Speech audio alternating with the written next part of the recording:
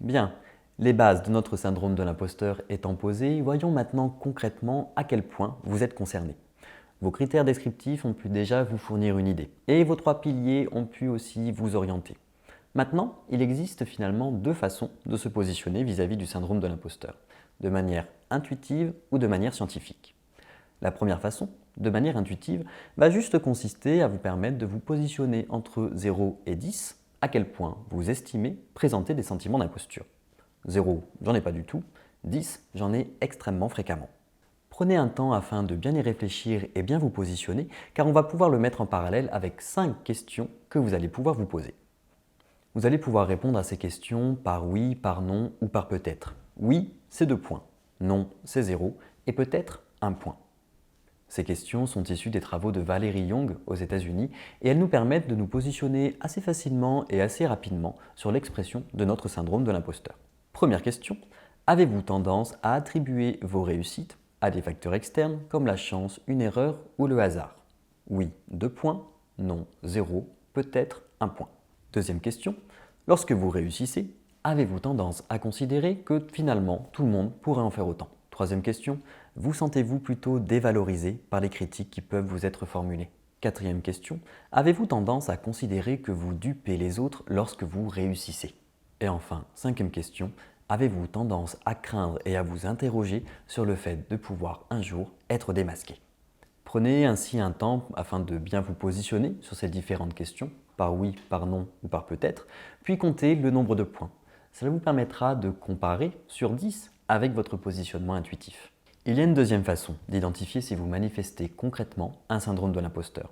Il s'agit cette fois d'un positionnement scientifique. L'idée va être de passer un questionnaire, avec 20 items, un questionnaire validé scientifiquement sur l'expression du syndrome. Ce questionnaire est traduit en langue française et nous permet d'avoir une mesure fiable de l'expression du syndrome de l'imposteur. Ainsi, à l'issue du questionnaire et avec votre score global, vous pourrez connaître tant le degré d'expression de votre syndrome de l'imposteur, à quelle intensité de sentiment d'imposture il réfère et à quel vécu il peut être associé. Prenez donc un temps, là, pour répondre à ces 20 questions et nous pourrons ensuite faire un bilan et interpréter vos résultats. Bien, en ayant passé le questionnaire, nous allons maintenant pouvoir interpréter ces résultats. Et il y a en fait 3 façons de les interpréter. Soit à partir finalement du profil, imposteur ou non imposteur, imposteur considérant ceux qui expriment un syndrome de l'imposteur et les non-imposteurs étant ceux qui ne l'expriment pas, soit à partir de la fréquence de vos sentiments d'imposture, ou soit encore à partir du vécu associé à votre syndrome. En gros, à partir d'un score de 62 sur 100, vous pouvez estimer appartenir au profil imposteur. Ceux qui ont un score en dessous font partie du profil non-imposteur.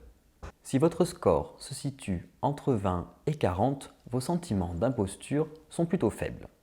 Si votre score se situe entre 41 et 60, vos sentiments d'imposture sont plutôt modérés. Si votre score se situe entre 61 et 80, considérez que vos sentiments d'imposture commencent à devenir intenses. Et si votre score est au-dessus de 81, vous exprimez des sentiments d'imposture de manière extrême.